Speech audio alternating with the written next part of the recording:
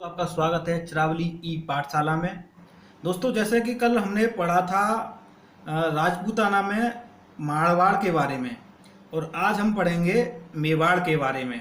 और ये हम जो हमारी क्लास चल रही है, ये सीरीज चल रही है स्वतंत्र प्रांतीय राजवंशों के बारे में। तो चलिए आज स्टार्ट करते हैं मेवाड़ के बारे में। दोस्तों, प्रांतीय राजवंशों के बाद जब हम मुगल काल को स्टार्ट करेंगे ना, बाबर से ही स्टार्ट हो जाएगा मामला। बाबर से लेके और ये पूरा मुगल काल, बाबर,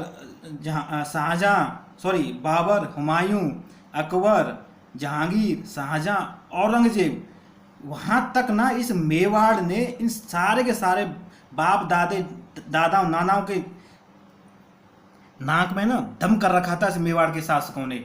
इनको दांतों तले उंगलियां दबा दी थी इस मेवाड़ के शासकों ने। इसीलिए मेवाड़ के बारे में हम थोड़ा सा पहले इस मेवाड़ के बारे में ही जान लेते हैं, इसके शासकों के बारे में। क्योंकि जब अगर हम मेवाड़ को नहीं पढ़ेंगे और सीधा अगर मुगल काल को पढ़ना स्टार्ट कर देंगे ना, तो फिर हमें चीज़ें समझ में नहीं आएंगी, नाम को याद करने में, रटने में बड़ी कठिनाइयाँ होगी। इसलिए पहले हम मेवाड़ को ठीक से पढ़ लेंगे। पूरा क्लास आज पूरी मेवाड़ के ऊपर ही होने वाली है।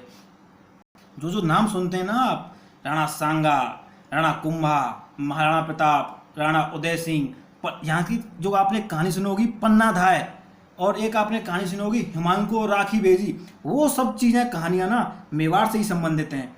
तो चलिए स्टार्ट करते हैं मेवाड़ में। तो जो मेवाड़ में क्या, गहलोत राजवंश के अंतर्गत मेवाड़ एक प्रांतीय राजवंश था। गहलोत राजवंश, कल तो साहब आप कुछ और बता रहे थे। कल तो जो आप बता रहे थे मारवाड़ और मेवाड़ के बारे में, जब तो आप बोलते हैं वहाँ पे सिसोदिया राजवंश का शासन था, आज आपने गहलोत राजवंश बता दिया। एक ही रात में ऐसा क्या हो गया कि एक ही रात में पूरा इतिहास चेंज हो गया? दोस्तों, इतिहास नहीं चेंज हुआ, थोड़ा सा धैर्य रखिए, आगे बढ़िए। जब आप पूरी क्लास ले लेंगे तो आपको समझ में आ जाएगा गहलोत और सिसोदिया राजवंश का मामले में। अभी आप इतना ही देखिए कि सबसे पहले इस मेवाड़ पर गहलोत राजवंश के अंतर्गत एक ये प्रांतीय राजवंश था, और इसकी जो राजधानी हुआ करती थी वो होती थी नागदा। ठीक है, दो बात हो गई, एक तो यहाँ पे गहलोत राजवंश था और दूसरी इसकी राजधानी क्या थी, नागदा थी। ओके, ठीक है साहब। उसके बाद यहाँ पे 8वीं शताब्दी में बप्पा रावल ने मेवाड़ पर अधिकार कर लिया। ये वही समय था जब सिंध पर आक्रमण किसने किया था, याद करो, 711-712 मोहम्मद बिन कासिम ने, वो भी 8वीं शताब्दी थी। तो उसी समय पे जब सिंध पर आक्रमण किया था मोहम्मद बिन कासिम ने, उसी समय के आसपास बप्पा रावल नाम ने मेवाड़ पर अपना अधिकार कर लिया। तो इसको नाम याद रखना, बप्पा रावल का पूछ भी ले जाता है। सबसे पहले मेवाड़ पर किसने अधिकार किया था, तो बप्पा रावल ने किया था। बप्पा रावल के बाद यहाँ पे एक प्रतापी शासक हुए थे राणा जयसिंह। इन्होंने तुर्कों के आक्रमण को रोका था। तुर्क वही मोहम्मद गौरी, उसके शासन। तो इन्होंने उस समय अपने इस मेवाड़ की रक्षा की थी। तुर्कों का आक्रमण, तो उनको अपने मेवाड़ की तरफ नहीं बढ़ने दिया था। उसके बाद कालांतर में इल्तुतमिश, जो कुतुबुद्दीन का दामाद था, उसने नागदा पर आक्रमण किया। नागदा क्या, मेवाड़ की राजधानी। अभी तो पढ़ा है मेवाड़ की राजधानी क्या थी, नागदा थी, इतनी जल्दी भूल गए। तो नागदा पर आक्रमण किया और इस नागदा राजधानी को इसने नष्ट कर दिया। तो जब राजधानी को नष्ट कर दिया तो फिर मजबूर बस राणा जयसिंह को अपनी एक नई राजधानी बसानी पड़ी, और उस नई राजधानी का नाम था चित्तौड़। तो यहाँ से आता है चित्तौड़, आपके इतिहास में जन्म लेता है, और यहाँ से लेके पूरा चित्तौड़ चलता रहेगा। और आज भी चित्तौड़ का किला बेहद फेमस है। तो चित्तौड़ की राजधानी किसने बसाई, राणा जयसिंह ने। ठीक है, इतना समझ में आ गया। उसके बाद आगे चलते हैं। उसके बाद 1300 के समथिंग, जब अलाउद्दीन खिलजी दिल्ली का सुल्तान था, उसी समय इस मेवाड़ के शासक थे राणा रतन सिंह, जिनकी पत्नी का नाम था रानी पद्मावती। संजय लीला भंसाली ने एक मूवी बनाई थी पद्मावत, जिसमें कलाकार हैं आपके अलाउद्दीन खिलजी के रोल में है रणवीर सिंह, राणा रतन सिंह के रोल में है शाहिद कपूर, और रानी पद्मावती का रोल किया है दीपिका पादुकोण ने। बड़ी अच्छी मूवी है, आप एक बार अगर समय मिलता है तो जरूर देखिएगा, उससे आपको ये नाम थोड़े से याद करने में आसानी रहेगी। चलिए आगे बढ़ते हैं, अपना पढ़ाई करते हैं। राणा रतन सिंह जो चित्तौड़ के शासक थे, उसी समय रानी पद्मावती को लेके एक झगड़ा होता है, इनमें लड़ाई होती है, और अलाउद्दीन खिलजी, उस लड़ाई में राणा रतन सिंह की मौत होती है, और अलाउद्दीन खिलजी चित्तौड़ पर अपना अधिकार कर लेता है। रानी पद्मावती जौहर कर लेते हैं। जौहर का एक बड़ी सी आग में जाके अपने कई सारी विधवा स्त्रियों को लेकर अपने प्राण त्याग देती हैं, जौहर प्रथा उसको बोलते हैं। उस समय चित्तौड़ पर अधिकार किसने कर लिया? अलाउद्दीन खिलजी ने। अब अधिकार तो कर लिया और फिर यहाँ पे अपना एक शासक बिठा गया, खिज्र खां उसका नाम था। ये खिज्र खां वो नहीं है वो वाला, ये अलग खिज्र खां है कोई। तो इस खिज्र खां को यहाँ पर अपना प्रशासक नियुक्त करके दिल्ली वापस चला गया और इसी खिज्र खां ने इस चित्तौड़ का नाम क्या चेंज कर दिया? खिजराबाद, जो बाद में फिर शासक को फिर इन्होंने उसका नाम चित्तौड़ कर लिया। तो ये तो दिल्ली चला गया और यहाँ पे बैठा गया खिज्र खां को और इसने इसका नाम कर दिया खिजराबाद। उसके बाद जब अलाउद्दीन खिलजी मर गया, खिलजी वंश का पतन हो गया, तो यहाँ पे अब तक जितने भी शासक थे, चाहे ये आपके बप्पा रावल रहे हों या फिर जयसिंह रहे हों या राणा रतन सिंह रहे हों, ये तीनों जो भी थे ये गहलोत राजवंश के थे। ठीक है, इस कहानी समझ में आई। बप्पा रावल ने मेवाड़ पे अधिकार किया, जयसिंह ने यहाँ पे शासन किया और चित्तौड़ को राजधानी बसाया, यह सब गहलोत राजवंश के। उसके बाद समय में आते राणा रतन सिंह। तो 500-600 सालों तक इस मेवाड़ पे किसका शासक रहा? गहलोत वंश का। उसके बाद अलाउद्दीन खिलजी ने यहाँ पे जीता इसको मेवाड़ को और खिज्र खां को अपना शासक नियुक्त किया। उसके बाद खिलजी वंश के पतन के बाद जब यहाँ इस तरह से यानी कि गहलोत वंश का पूरा समाप्ति हो गया मामला, राणा रतन सिंह की मृत्यु और रानी पद्मावती के साथ खिज्र खां था। तो जब खिलजी वंश का पतन हुआ तो उस पतन के बाद सिसोदिया वंश के, अब सिसोदिया वंश यहाँ से आपके लाइट में आता है, सिसोदिया वंश के हम्मीर देव ने चित्तौड़ पर अपना अधिकार कर लिया। यानी कि जो खिज्र खां जो भी थे इनको सबको मारा पीटा, भगाया यहाँ से, भागो सालो यहाँ से। और फिर हम्मीर देव ने चित्तौड़ पे दोबारा अधिकार किया। वो किस वंश के थे? तो वो थे सिसोदिया वंश के। और इसी वंश के फिर आके राणा कुंभा, महाराणा प्रताप, राणा सांगा, ये सब आगे चल के वंशावली चलती है। तो सिसोदिया वंश यहाँ से आता है। तो अगर आपसे पूछा जाए कि सिसोदिया वंश के सबसे पहले शासक कौन थे मेवाड़ में, तो वो कौन थे?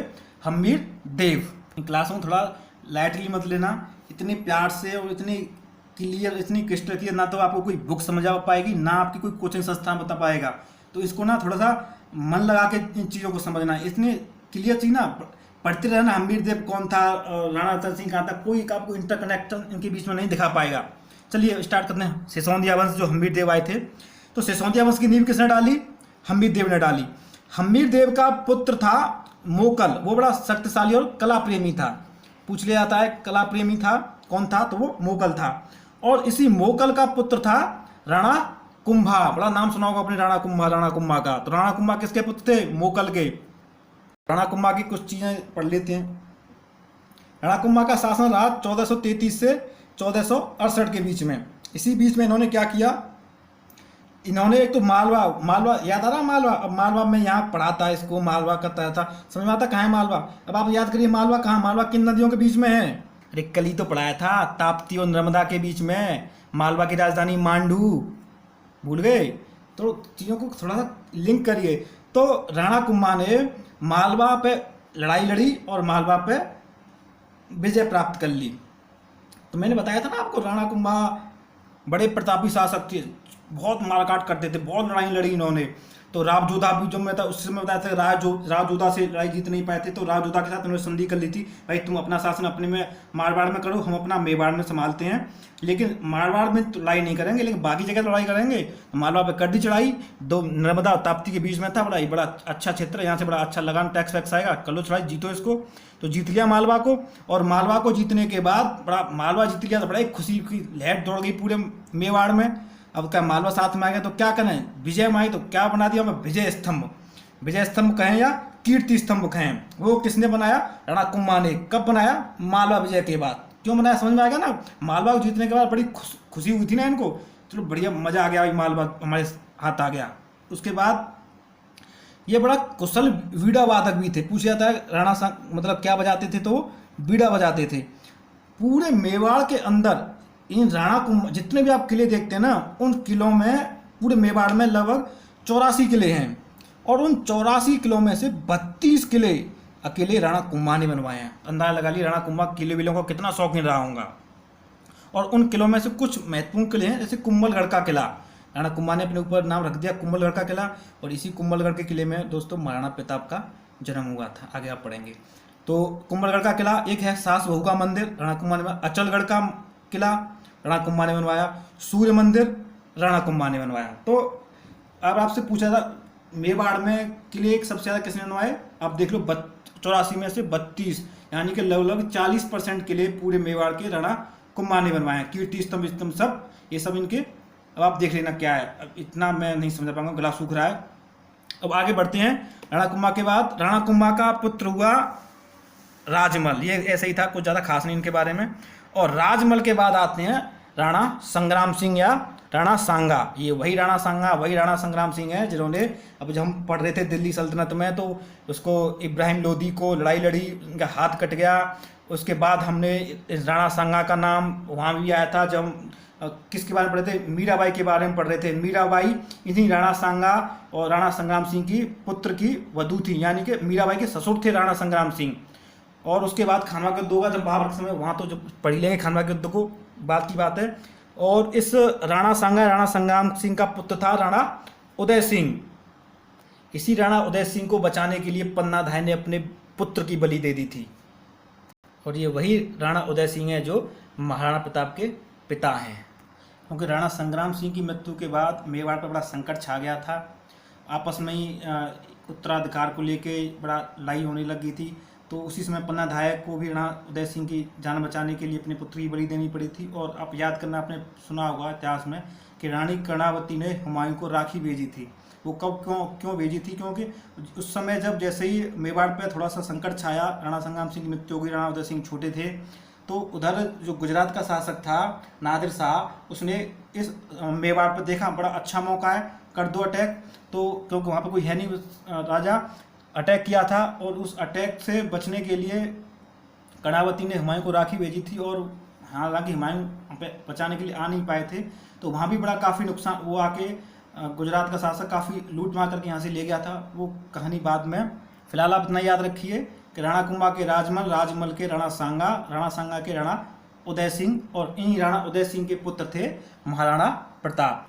बोलोगे महाराणा प्रताप के बाद आपने एक ही लाइन लिख रखी है बस, हल्दीघाटी का युद्ध 1576 अकबर के साथ। दोस्तों महाराणा प्रताप के बारे में हम पढ़ेंगे जब हम अकबर के बारे में पढ़ेंगे, तो अकबर के साथ साथ हम महाराणा प्रताप के बारे में, मैंने आपके लिए वहाँ पे एक मैटर तैयार करके रखा है, वहाँ महाराणा प्रताप के बारे में विस्तार से पढ़ लेंगे।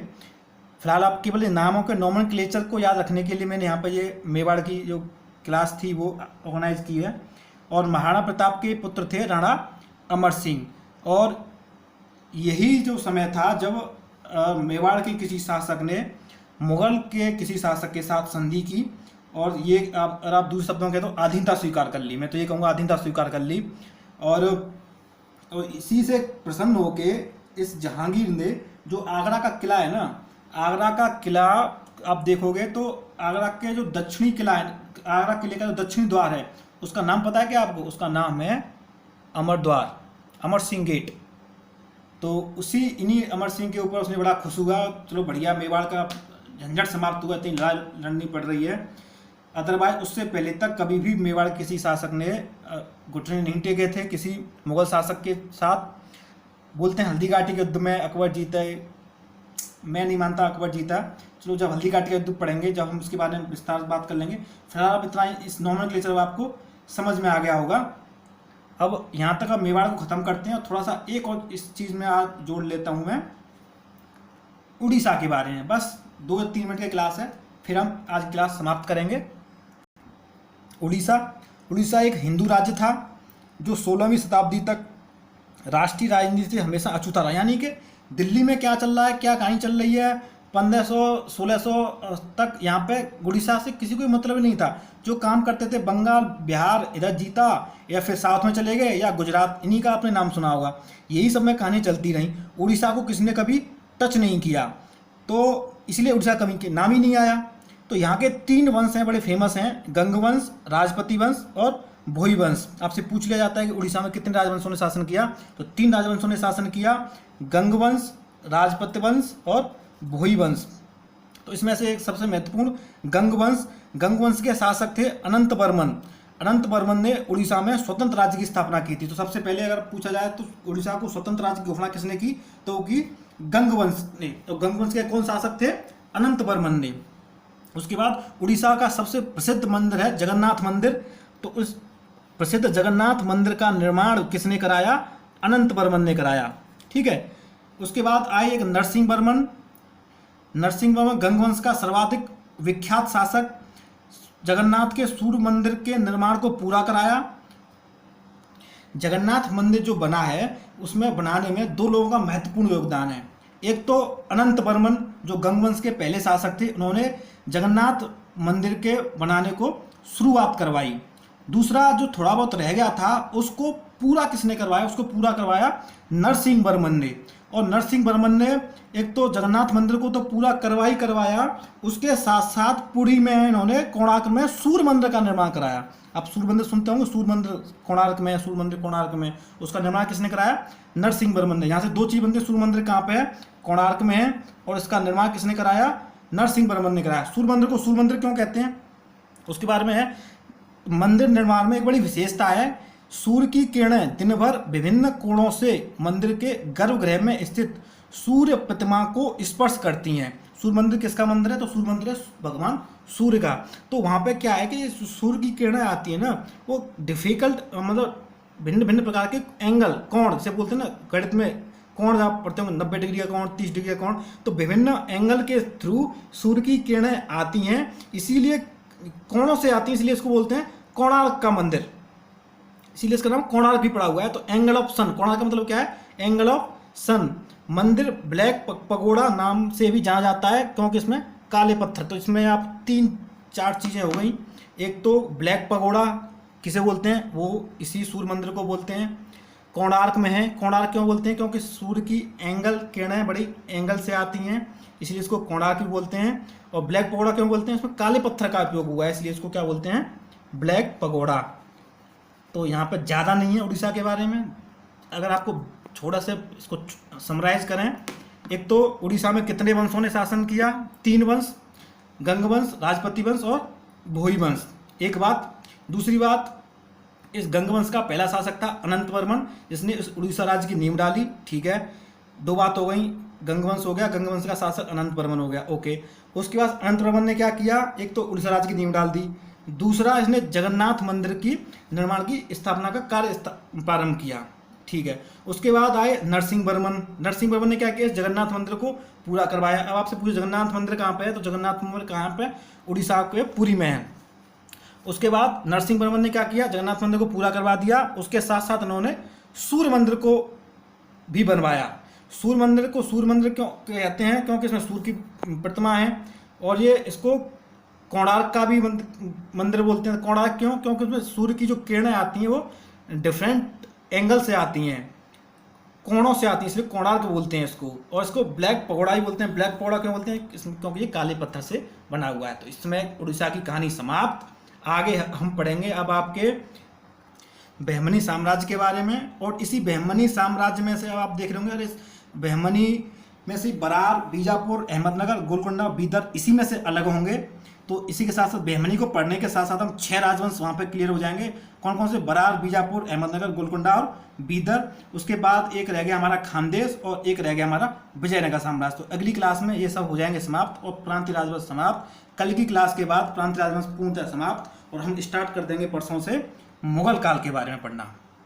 आज जो आप देख रहे हो बहमनी साम्राज्य स्क्रीन पर, तो कल हम इसी क्लास को लेंगे बहमनी साम्राज्य के बारे में। तो ठीक है, मिलते हैं कल बहमनी साम्राज्य के साथ।